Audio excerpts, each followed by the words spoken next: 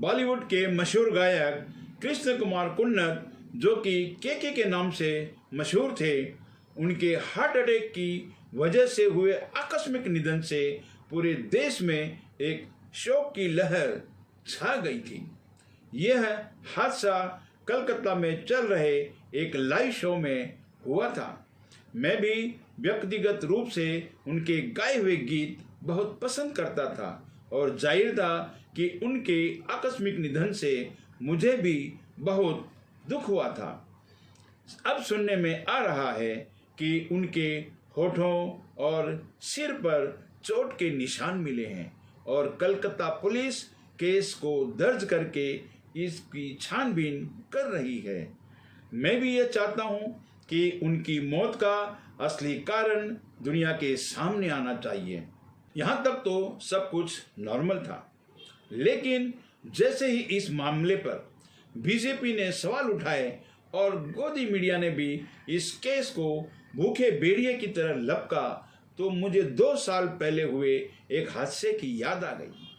आप लोगों को याद होगा कि 2 साल पहले इसी जून महीने में फिल्मकार सुशांत सिंह राजपूत की मुंबई में मृत्यु हो गई थी और उसके बाद केंद्र की भाजपा सरकार ने जिस तरह से इस केस की जांच करवाई और गोदी मीडिया ने महीनों इस केस पर बहस करते हुए जो ट्रायल किया, वह निंदनीय था, क्योंकि जांच रिया चक्रवर्ती और सुशांत सिंह के करीबियों से शुरू होकर महाराष्ट्र सरकार तक उसकी आंच पहुंची थी। इस केस के चलते उद्धव ठाकरे की सरकार को बदनाम करने की कोशिश की गई। इस केस की याद आने की वजह यह थी कि इन दोनों केस में एक कॉमन फैक्टर है, वह यह है कि दोनों ही स्टेट यानी महाराष्ट्र और वेस्ट बंगाल में विपक्ष की सरकारें हैं। भाजपा यहाँ पर विपक्ष में है और मुझे पूरा अंदेशा है कि कहीं इस हादसे को भी मुंबई के हादसे की तरह बीजेपी भुनाने की कोशिश ना करे। गोदी मीडिया ने तो हवा भी देनी शुरू कर दी है, इसीलिए मुझे यह वीडियो बनाने की जरूरत महसूस हुई। अब देखना यह है कि जांच की खोज शुरू होकर किस किस को घेरे में लेते हुए आगे बढ़ती है।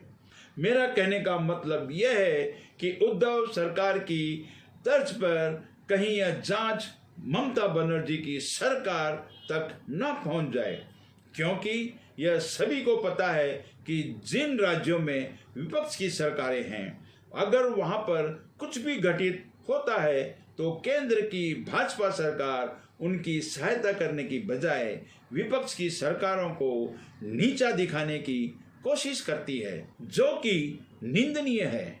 इसके विपरीत जब भाजपा शासित राज्यों में चाहे कितनी ही बड़ी घटना क्यों ना हो जाए, लेकिन केंद्र की भाजपा सरकार और गोदी मीडिया को जैसे सांप सूंघ जाता है।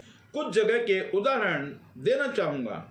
जैसे गुजरात में कई बार भारी मात्रा में ड्रग्स के मिलने के बाद भी केंद्र की भाजपा सरकार और गोदी मीडिया शांति धारण कर लेती है, क्योंकि गुजरात में भाजपा की सरकार है। अभी हाल ही में मध्य प्रदेश में एक बुजुर्ग की इस शक पर कि वह मुस्लिम है पीट कर उसकी निर्मम हत्या कर दी जाती है। वह सिर्फ हत्या नहीं थी, बल्कि समूचे मुस्लिम समुदाय के खिलाफ जहर फैलाने का एक घोर निंदनीय घृणित जुर्म था। लेकिन केंद्र की भाजपा सरकार ने मध्य प्रदेश की सरकार को कटघरे में नहीं खड़ा किया, जबकि हत्या करने वाला भाजपा नेता का पति था और बाद में गोदी मीडिया भी शांत हो गई, क्योंकि वहां पर भाजपा की सरकार है। मारने वाले को सिर्फ दिखावे के लिए कुछ महीनों के लिए गिरफ्तार किया जाता है और बाद में उनको जमानत भी मिल जाती है। यूपी में भी किसानों के ऊपर गाड़ी चढ़ाकर उनको बर्बरता से कुचल कर मारने वाले को भी कुछ महीने बाद जमानत मिल गई वह भी भाजपा के एक मंत्री का बेटा था। यह दुर्घटना भी कोई साधारण दुर्घटना नहीं थी, बल्कि अपने हक के लिए शांतिपूर्वक धरने पर बैठे हुए गरीब किसानों की बर्बरतापूर्वक कुचलने की दुर्घटना पूरी इंसानियत की हत्या थी। साथ में संविधान की भी हत्या थी, क्योंकि संविधान हमें अपने अधिकारों के लिए धरने और अनशन की इजाज़त देता है, जैसा कि पूर्व में महात्मा गांधी ने अंग्रेजों के खिलाफ कई बार इस्तेमाल किया था।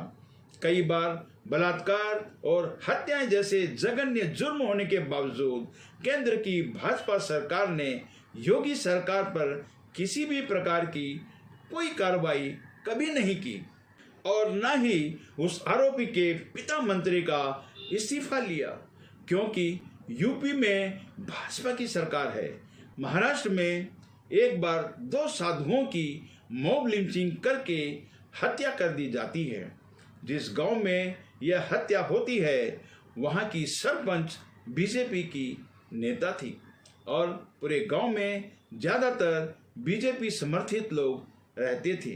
उन्हीं गांव वालों के द्वारा हत्या करने के बावजूद गोदी मीडिया ने गला फाड़ फाड़ कर महाराष्ट्र सरकार समेत सोनिया गांधी को भी कटघरे में खड़ा कर दिया था, जबकि यूपी में साधुओं की हत्या पर गोदी मीडिया ने कोई बवाल नहीं काटा और न ही योगी सरकार को जिम्मेदार ठहराया। मुझे याद है कि मुंबई मलाड में एक रिहायशी कॉलोनी में पर्सनल मैटर को लेकर एक व्यक्ति की कुछ लोगों ने पिटाई कर दी थी और कंगना रनौत की एक प्रॉपर्टी का इलीगल कंस्ट्रक्शन का मैटर था जो कि बीएमसी ने तोड़ दिया था। इन दोनों मामूली से पर्सनल मैटर में गोदी मीडिया समेत भाजपा के कुछ नेताओं ने उद्धव ठाकरे सरकार से इस्तीफे तक की मांग कर दी थी। यह बहुत ही दुख की बात और विडंबना है कि भाजपा शासित राज्यों में चाहे कितनी बड़ी बड़ी घटनाएं हो जाएं, लेकिन वहां पर कोई कार्यवाही नहीं होती और न ही गोदी मीडिया कोई शोर मचाता है। लेकिन विपक्षी सरकारों के राज्यों में छोटी छोटी घटनाओं के कारण भी उनके इस्तीफे की मांग उठने लगती है और गोदी मीडिया भी बढ़ चढ़कर शोर मचाता है।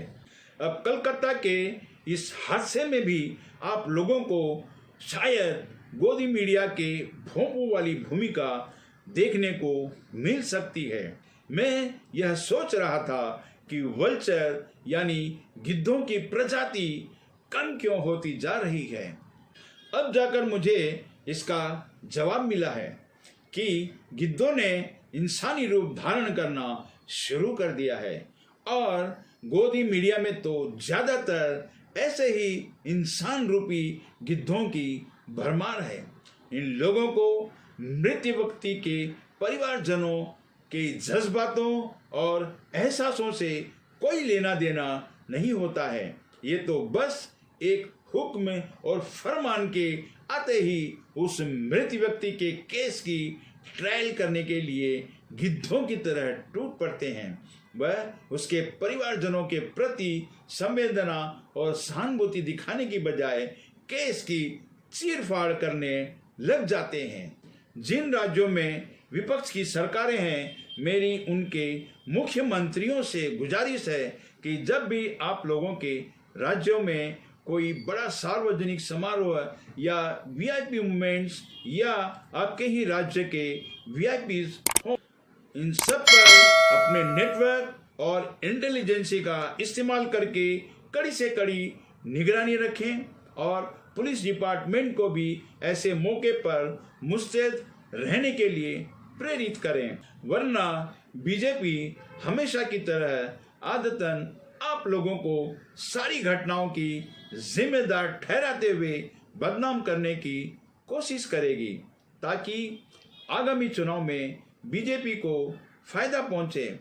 मेरी पूरे देशवासियों से भी यह अपील है कि गोदी मीडिया और भाजपा के फैलाए हुए किसी भी भ्रम जाल में न फंसें।